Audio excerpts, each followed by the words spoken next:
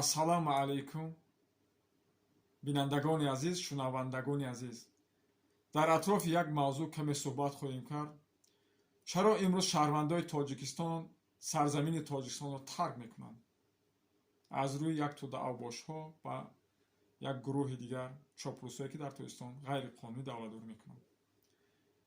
30 соле ки чопрусои тоҷикистон дар телевизорҳои тоҷикистон ахборҳо афсона мехонанд ки мо ҳукумати озодӣ ва ҳукумати демократия, ҳуқуқбунёд дунявӣ дорем. афсона мехонед. шумо мегӯянд ки мо кони тилло дорем, сангҳои қиматбаҳо дорем. дар тамоми шаҳру вилоятҳо пур аз корхона. агар тоҷикистон шумо мардумро ба ҷои кор таъмин мекардед, мардумро маоши хуб медодед, мардум имрӯз муҳоҷир намешуд. имрӯз мутахассисони тоҷик сарзамини тоҷикистонро тарк мекунанд, аз рӯи як тӯда авбошҳо, аз рӯи чопрусҳо ба кишвари Русия меоянд, то ин ки аз ин сарзамин ва аз ин кишвар иқомаи ин кишварро ба даст биёрам, то ин ки соҳиби кор шавам, соҳиби як маоши хуб шавам, як зиндагии осуда дошта бошам. ва як гурӯҳи дигар бародарони тоҷике ки дар аврупо мубориза мебаранд. шумо онҳоро хоин мегӯед. онҳо хоин нестанд. онҳо марданд. онҳо номус доранд, шараф доранд. агар шумо чопулусҳо, ин бародароне ки дар аврупо мубориза мебаранд, онҳоро молу мулкшон намегирифтед ва ин ҷавонои ин миллатро шумо мемондед дарс мехонданд, ино ҳаргиз дар аврупо паноҳҷӯй намешуданд. шумо молу мулки ҳаққи ҳуқуқи нони ин мардумро гирифтед ва ҳуқуқи ин мардумро поймол кардед. ин мардум маҷбур шуд ки дар тоҷикистон зиндон нашавад, кушта нашавад. аз тоҷикистон фарор кардам, омадам дар аврупо. имрӯз фарзандҳои ин миллат дар аврупо паноҳҷӯй шуданд. шумо дар тамоми дунё ин мардумро эълон кардем ки ин мардум хоин ҳастанд. хоин он нафаре ҳаст ки сарзамини тоҷикистонро фурӯхт.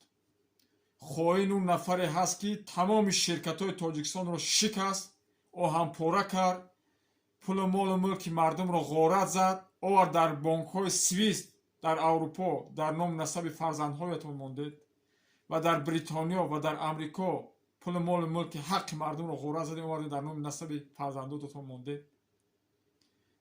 он нафаре ки шаҳодатномаи мактабро мефурӯшад ва он нафаре ки маълумоти олиро дар тоҷикистон мефурӯшад, ин ҳаст хоин. хоин ки аст? эмомалӣ раҳмон аст.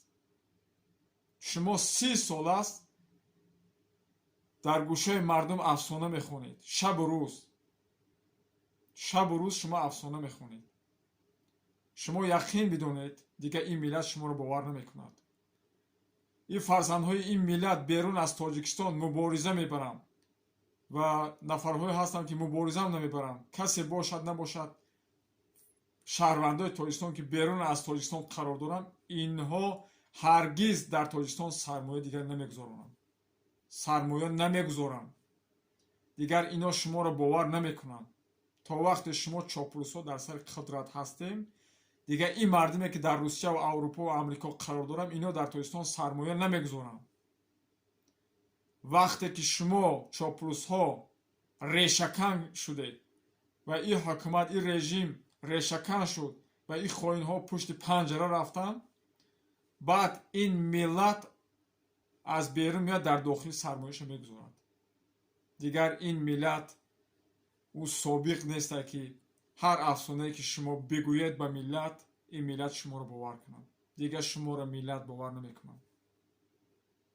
шумо шабу рӯз дар шабакаҳои интернетӣ афсона мехонед ки он нафарое ки аз дургӣ гап мезананд, онҳо хоин ҳастанд, онҳо хоин нестанд, онҳо шери наранд, онҳо ҷувонамарданд, онҳо номус доранд ва шараф доранд. шумо ҳастем беномус ҳастем ва шумо ҳастем хоин ҳастем. шумо ҳастем беномус ҳастед. чаро замини тоҷикистонро ба Хитой фурӯхтед? чаро замини тоҷикистонро ба Қирғизистон фурӯхтед? چرا تمام شرکت‌های تاجیکستان رو شکستید، آهن‌پاره کردید، پول مال ملک مردم رو غارت زدید، اومدید در کشورهای اروپا و آمریکا در بانک‌ها در نام نسب فرزندهایتان گذاشتید. امروز ملت از دستای شما نامردها، از دستای شما چاپلوس‌ها ترک سرزمین کرده به کشور روسیه رفته‌اند که در این سرزمین، در این کشور اقامه را به دست بیارن، در اینجا صاحب کار شوند، صاحب معاش خوب شوند و زندگی آسوده داشته باشند و یک زندگی شیرینی بگذرانند در زندگیشون. اگر شما کارخانه را برهم نمیدادید، شهادتنامه، مکتب، معلومات عالی را نمیفروختید، خیانت برای سرزمین نمیکردید، ضد شما هیچ کس گپ نمیزد. وقتی که شما گناه کردید و جنایت صادر کردید، خیانت کردید، ما شهروند همین سرزمینی، ما حق داریم به شما بگوییم. با ما به شما تکرار میکنم، با ما میگم که این جوانها اون جوانهای سابق نیستن که بی‌عقل باشن. این جوانها اون جوانهای سابق نیستن که هر افسانه‌ای که شما در تلویزیون میگویید شما را مردم و ملت باور کنند. دیگه شما را ملت باور نمیکنند. هرگز فرزندهای این ملت در سرزمین تاجیکستان سرمایه نمیگذارند. شما را دیگه باور نمیکنند. روزهای نزدیک انشاءالله جوانمردهای این ملت به او سرزمین برمیگردند،